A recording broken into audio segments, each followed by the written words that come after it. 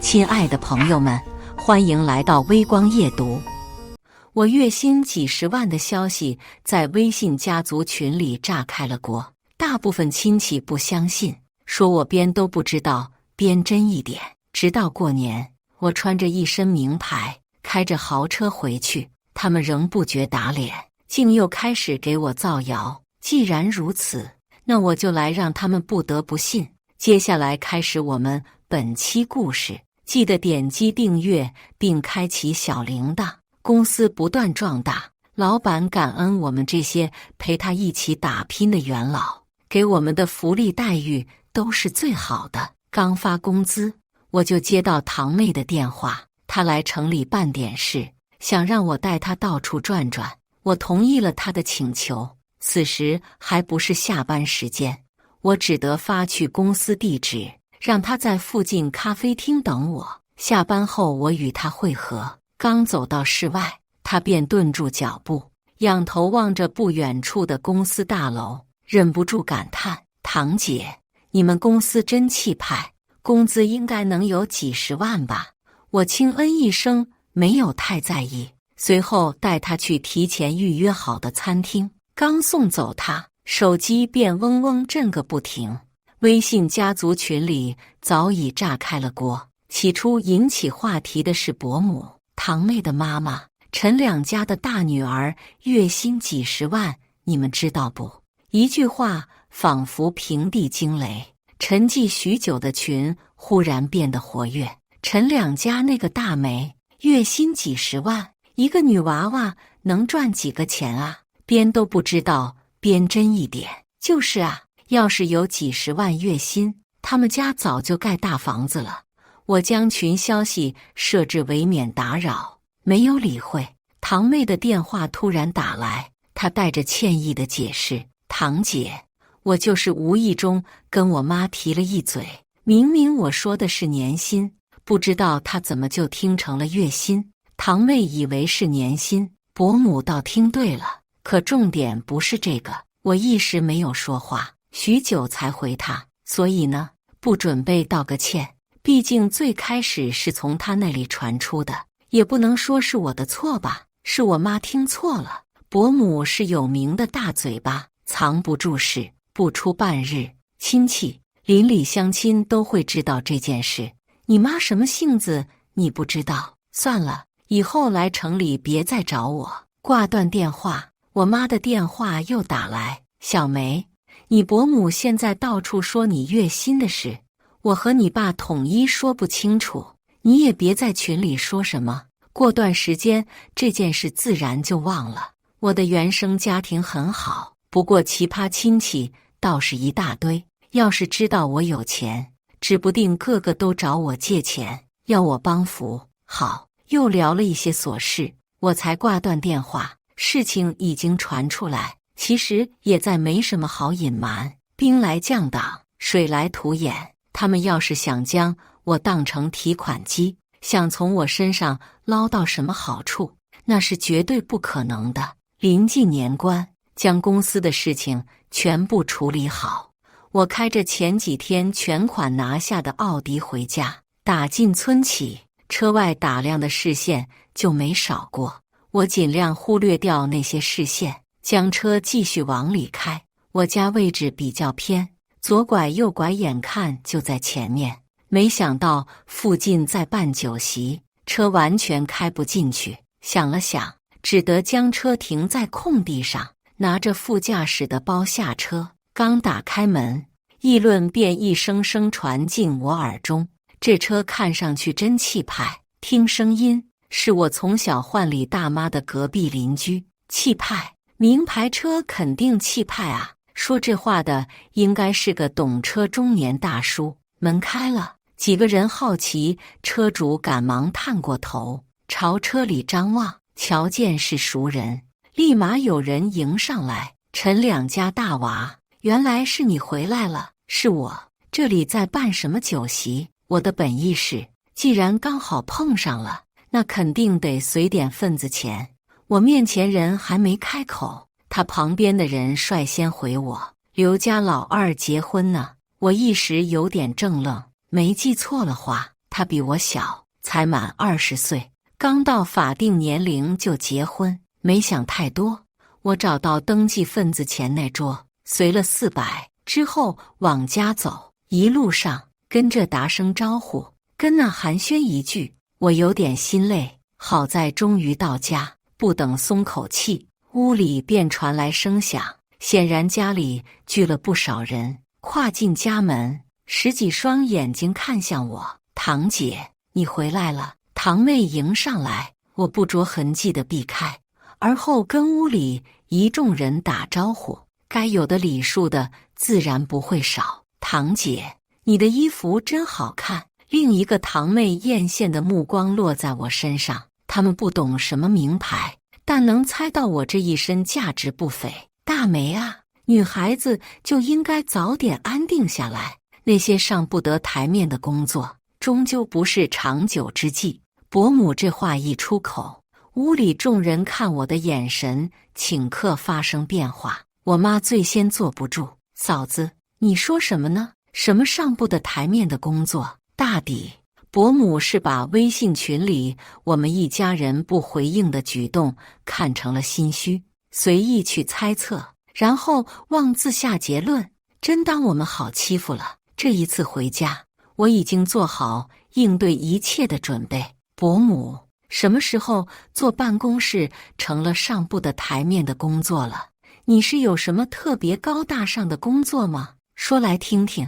伯母哪有什么工作，无非做了多年的家庭主妇而已。她的脸色变得难看，这时她旁边的婶婶出来打圆场。大梅可是大学毕业，工作肯定体面。她右手边的姑姑也出声，就是城里人不是看重学历，你还怕人家找不到金龟婿？做婶婶的别瞎操心，他们你一言我一语，将自己的认知奉为真理。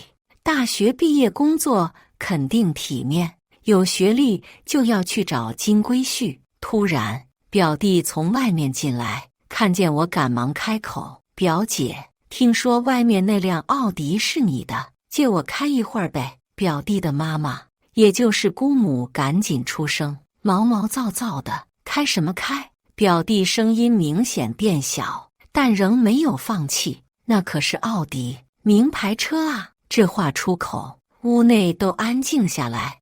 我出声打破平静：可以是可以，你考了驾照？他底气不足地回：前几天刚考。那不行。姑母开始帮他说话：大梅，就一辆车而已，借你表弟开开又怎么了？行啊，要是刮蹭到哪的话，负责就行。表弟沉默了，姑母也将头扭向别处，不再吱声。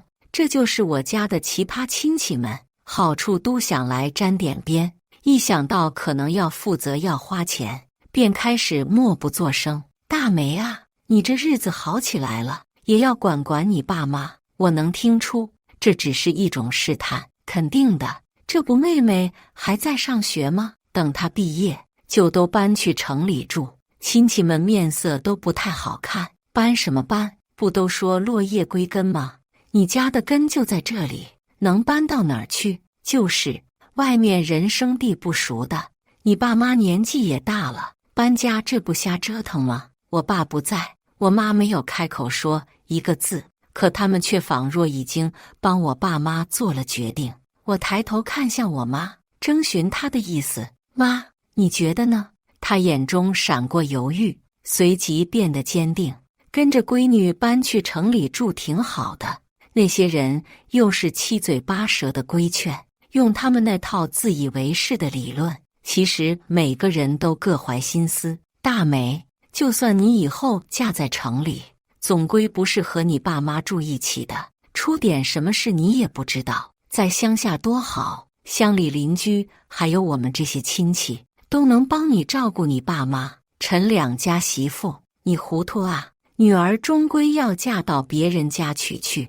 城里人生地不熟的，你们又什么都不懂，怎么过日子啊？耳边的聒噪让我有些心烦，不知道的还以为我要怎么着我爸妈呢。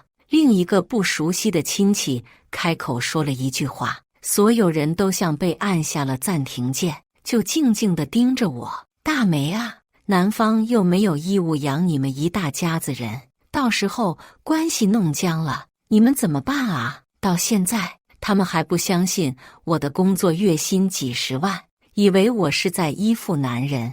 这就是农村的重男轻女，不只有男性去贬低女性，就连部分女性自己都把自己放在一个比男性低的位置。他们不相信女性能拥有高薪工作，不相信女性能靠自己的能力买房买车，更不相信女性能仅凭个人之力改善原生家庭的生活。他们可怜又可悲，不过我没有义务可怜他们，那么就让我来打破他们塑造的低人一等的美梦。哦，差点忘了说，我确实月薪几十万，已经全款买了房和车。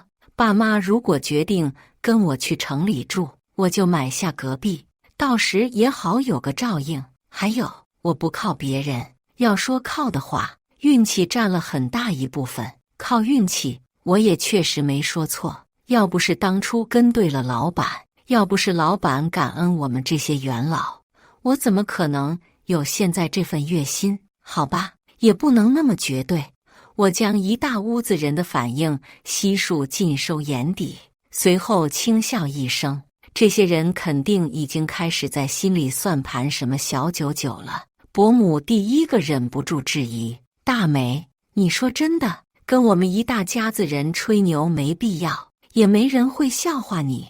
你才20多岁吧，怎么可能这么快就买房买车了？说这话的亲戚我有点印象，听说他儿子娶媳妇的彩礼钱都是东拼西凑的，我家好像也借给他家1、2万。我当即回过去：姨妈，这话说的，自己做不到，别人就不能做到吗？你可不能这么霸道。他对面的大妈忽然开口：大梅，这嘴倒是伶牙俐齿的，谁知道真的假的？姑妈，钱我自己赚的，给自家人花，让别人知道干什么？让人来抢劫吗？几个亲戚顿时语塞，空气瞬间变得凝滞。堂姐，我相信你。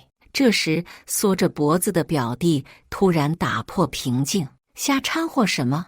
姑母对他又来了气焰。记得表弟的性子一直很活泼，没成想许久不见，已被他妈管教成了这副畏畏缩缩的模样。我轻叹口气，没有搭话。这时屋外走进个男人，招呼大家去酒席。很快一大家子人都往外走，几个大妈经过我时脸色都不太好，但也没说什么。我挽着最后经过的我妈的手，许久不见，她头上又添了不少白发。妈，酒席结束，我给你染发。还好我考虑周全，给我妈买了染发膏。你呀，就是沉不住气。她是说刚才的事，虽然现在那些亲戚还持怀疑态度，但我没有任何想隐藏的意思，他们迟早会知道的，知道就知道，我还怕他们不知道。妈，没什么好瞒的，至少我没有瞒的必要。不管是这些亲戚，还是那些邻居，都没什么边界感。为了满足自己的好奇心，我不说，他们便会一直重复一个问题，然后开始自我猜测，而猜测出的答案往往是他们最希望的答案。真是可怕啊！酒席上等饭期间，立马有人开始八卦我：大梅，你现在做什么工作？月薪多少？普通工作，月薪还行。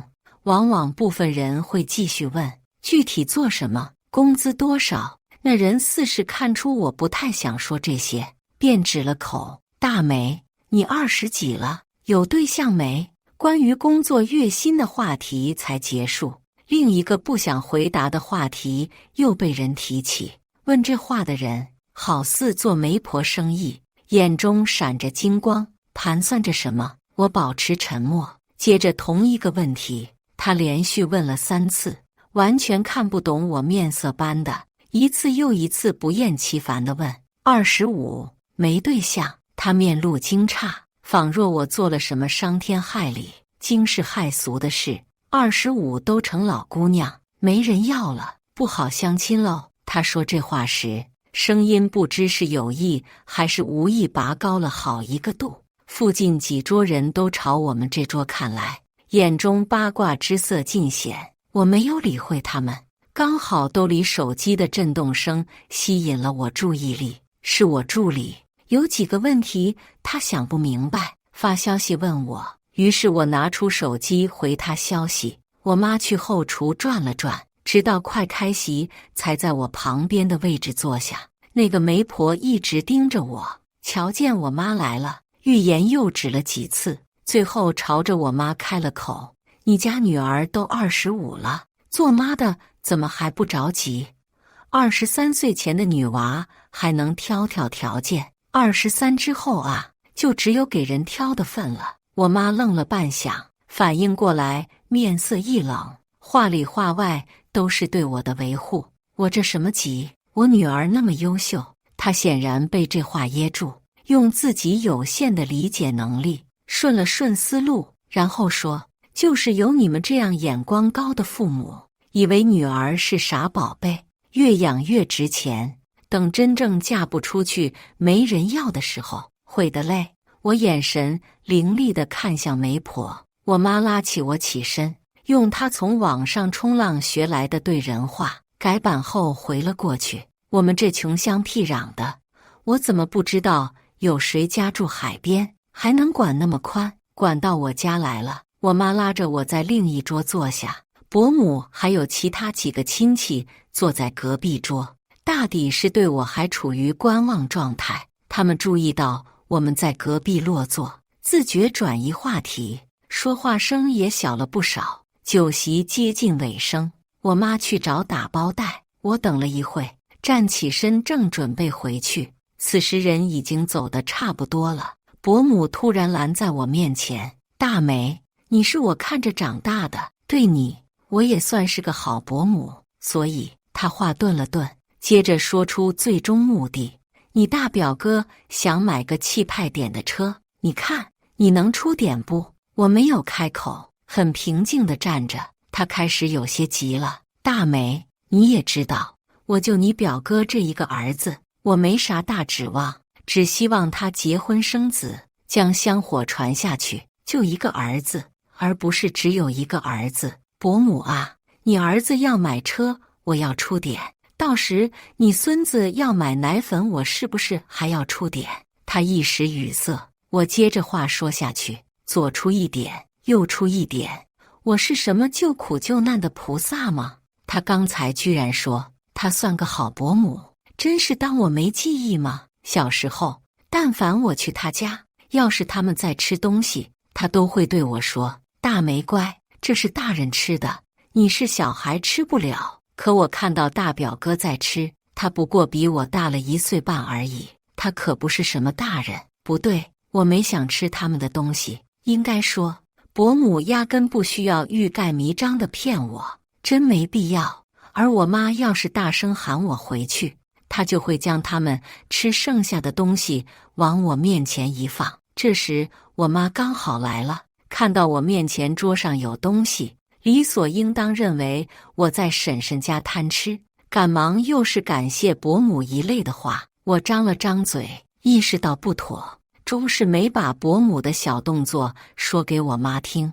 伯母习惯在孩子家大人面前装样子，认为小孩子不懂事，不会告状，就算告状了也就告了，小孩子又懂个什么？大梅，话不能这么说，亲戚之间不就是互帮互助的吗？到时你要是遇到什么困难，需要伯母家出力，那伯母肯定二话不说帮你。我忍不住嗤笑一声，有求于人的时候，什么漂亮话都说，之后又会变成另外一副嘴脸，揣着另一套说辞。帮我？拿什么帮我？买车都要从亲戚那东拼西凑，能帮我什么？他没料到我会如此说，明显噎住。所有亲戚之间都维持着表面近乎虚假的体面，可就在刚刚，竟然被我轻易地撕开。大梅，你怎么能这么说？连对长辈最基本的礼貌都没有，不懂感恩，赚那么多钱又有什么用？眼看他要用道德枷锁捆绑我，我身体往前倾，这是我惯用的，能增强压迫力的姿势。什么？橘子皮吗？当初可不就是把吃剩的橘子皮往我跟前桌子一推，然后让我妈误以为我在她家贪嘴。我没说，不代表我没有记忆。她貌似也想到什么，满脸震惊。我趁机越过她离开。这次回家，目前倒真是没一件舒心事。途中遇到我爸，他脸通红，显然在酒席上喝了不少酒。美美，你妈呢？他左右张望，在打包菜。我先出来了，他松口气，别跟你妈说我喝了酒，就说我去老王家待会。两老口在一起生活了几十年，我妈怎么可能不知道我爸会在酒席上喝酒？不过我并没有点破，只点头应下，告别我爸。我才想起置办的年货在车里没拿，又转身朝着家反方向走。陈梅，不确定的叫喊声吸引住我，我循声望去，还真是你，差点没认出来。他对我从上到下打量，继续开口，果然啊，读书才有出息，瞧这满身的名牌。她是我的小学同学孟丽丽。我朝她礼貌的微笑，并没有想和她叙旧的意思，可她瞧不出我的面色斑，朝我不停倒苦水。从辍学后工作讲到仓促结婚，期间我静静听着，没有开口说一个字。对于他的遭遇，总觉得不管我说什么，都显得苍白无力，太过不痛不痒。好在说到他女儿时，他眼中显现出一丝光亮。我女儿刚上幼儿园，是个古灵精怪的丫头，嘴可甜了。不过很快，那丝光亮变得暗淡。可是我丈夫和婆婆都不喜欢芳芳，他们只想要大胖小子。应该庆幸的是，尽管丽丽从小被重男轻女的思想熏陶，但她自己没有被这种思想影响。她爱她的女儿，所以希望丈夫和婆婆也爱她的女儿。这种想法本没有错，只是侵染进她丈夫和婆婆骨子里的思想，她根本无力改变。那又何必去纠结呢？丽丽，我觉得你不要去纠结他们怎么才能喜欢芳芳，而应该去努力让芳芳走一条不同于你的路。这条路不一定是读书，而应该是一条能让你女儿有更多选择的路。丽丽失去了自己选择的能力，人生像被人推着往前，可是她女儿还可以改变。改变的契机来于她自己，也可能来于作为妈妈的丽丽有更多选择的路。是的，我坚定朝她点点头。比起不断对重男轻女思想的人说现在已经男女平等这些空话，还不如直接用行动证明女性的价值。我相信，如果芳芳真的走上了自己选择的路，必然有能力反抗一切，必然能狠狠打他爸和他奶奶的脸。他若有所思地向我告别，转身离开，我则继续朝着车子走去。后备箱的东西不少，我先把用得上的东西拿下。不远处的表弟瞧见动静，赶过来帮我提。虽然我对他妈妈的印象不好，但他在亲戚面前出口给我说话，现在还主动要帮我，看得出他这人性子算不错。我边把东西递给他边说，将车技练熟，到时我把车借你开。他空着的手挠挠头，有点无措，还是不了吧，剐蹭到哪的话，我放心，不用你负责。不等他松口气，我接着补充，但是你也得给我悠着点开。他点点头，提着年货往我家走。我无奈地摇头，虽说我家有很多奇葩亲戚，不过其中还是有不错的亲戚，表弟就算一个。我的原则说简单也简单，谁对我好，我就回过去同等的好。年关这些日子，我可以好好陪陪爸妈了。我妈的头发染成了黑色，显得年轻不少。我爸穿着皮大衣，戴着皮手套，逢人便说是我买的。我妹拿着手办，爱不释手。我们一家人生活平静而温馨，但没办法，总有那么几个人想给我们平静的生活添点调味剂。刚起床，打开卧室门，便听见客厅传来的谈话声：“弟妹，我昨天碰上村西那个媒婆，她想给大梅做媒，就见一面，不行就当交个朋友。”伯母真是一刻也不消停。我走过去，坐在我妈旁边。伯母继续说着：“南方大学毕业，有房有车，家里就一个妹妹，每月工资是实打实的几万块，工作算是铁饭碗。”特意用实打实3个字来强调。看来她还是不信啊。或许在她的现有认知里，女性只配做月薪几千的工作，到一定的年龄后，找个有房有车、家庭条件好的男人嫁了，最后辞去工作，做相夫教子的家庭主妇。我抿口桌上冒着热气的茶，他还在极力说着，赫然一副推销员架势。大梅，要我说啊，女人那么拼做什么？用最好的年华去拼，等再过几年，年轻貌美这个资本就消耗没了。我爸我妈坐着嗑瓜子。哎呦，刚你看到了没？那个人浑身是血，看上去真疼。我妈用胳膊捅向我爸，我爸满脸无奈，特效而已，也就能吓到你。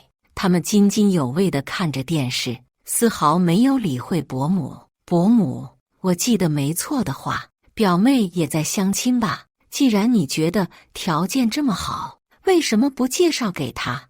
伯母面色瞬间变得有点难看，许久后才解释，人家对女方有要求，要大学毕业的。你堂妹这不是没达到要求？她话语中透着丝不自在。我视线凌厉地射向她。哦，是吗？那人家条件那么好，为什么还要相亲？忙事业呗。20多岁的男人全心拼事业，这才没时间找对象。这不年纪到了，也有条件，自然想结婚。没想到伯母还这么双标，男性拼事业值得被赞扬，女性拼事业就是在浪费青春。顿时有股无力感在心中蔓延，我又何必跟他去浪费口舌？这时婶婶从门口进来，见到我立马热络的寒暄，随即进入正题。大梅，俊儿你还记得吧？他现在在城里买了房，这是一个个上赶着介绍相亲呢。我爸妈在村里是出了名的好脾气，头一次两人面上都显出怒色。我爸强压下怒意，下逐客令：梅梅有房有车，不稀罕这些，你们去别家介绍吧。我闺女有自己的打算，就不劳烦你们费心了。我妈跟着附和。我爸妈是自由恋爱认识的，两人在一起多年，感情一如既往的好。对于相亲，他们自己比较抵触，所以自然不会给我相亲。两人还想再说什么，我爸板着脸站起身：闺女，去吃早餐。我起身往餐厅走，不得不说，被人维护的感觉真的很棒。这天之后再没人来我家给我介绍相亲，但他们总不会那么容易消停。拜年总免不了和亲戚打交道，去伯母家拜年，他面上笑得若无其事，暗地里一直在给堂哥使眼色。堂哥叫过人后，便坐在沙发上打游戏，无视掉他妈妈给他使的眼色。伯母明显改变战略，开启诉苦模式。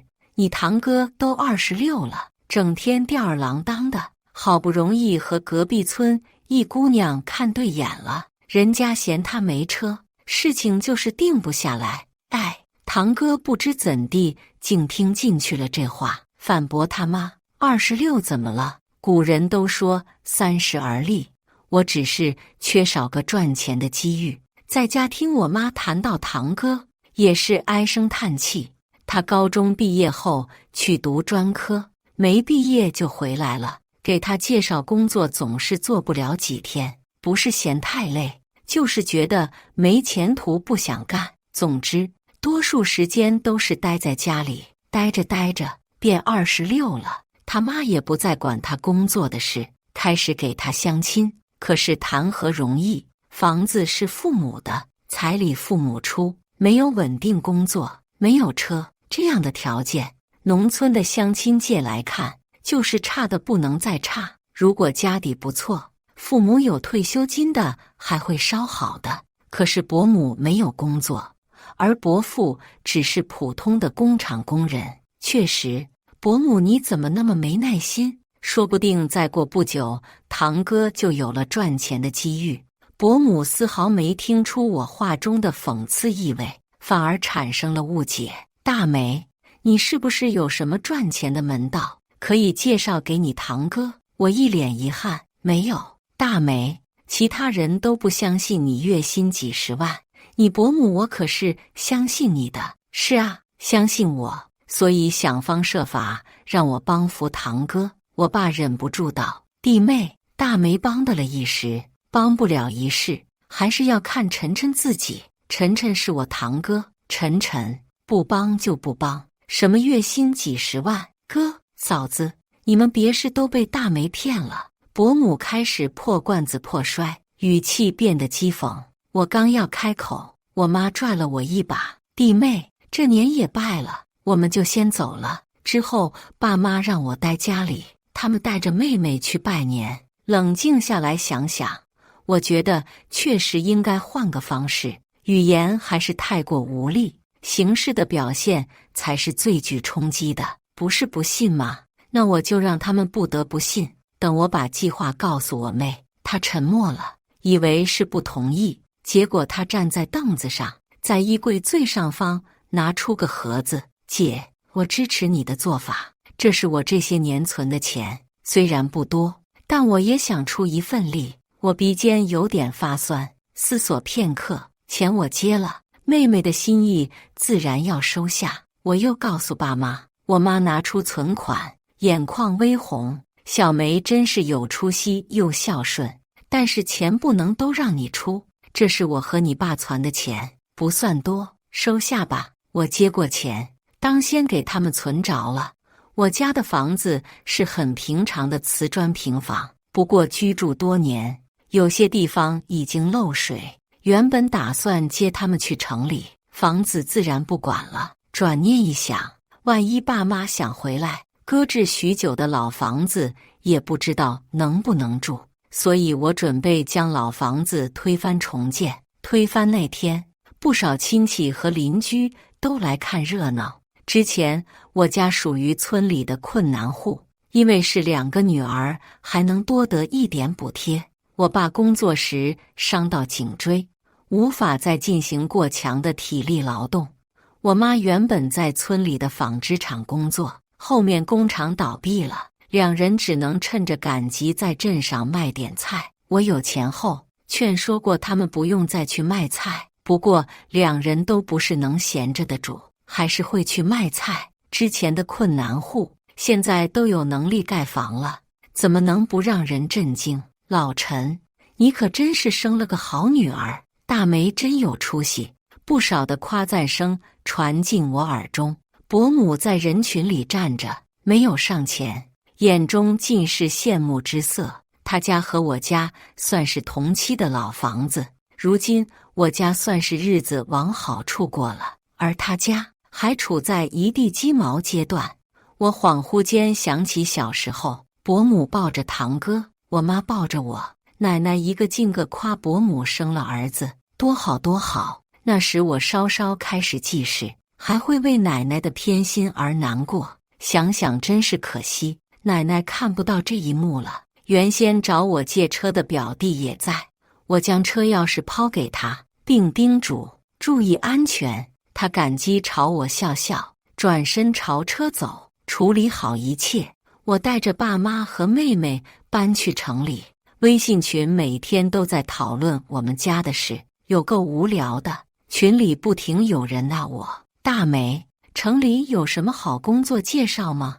打这种算盘的人不在少数。大梅，我有个朋友，他他儿子也在城里工作，这种就是惦记着几万的媒婆费。想来我有钱，成了说不定会多给点。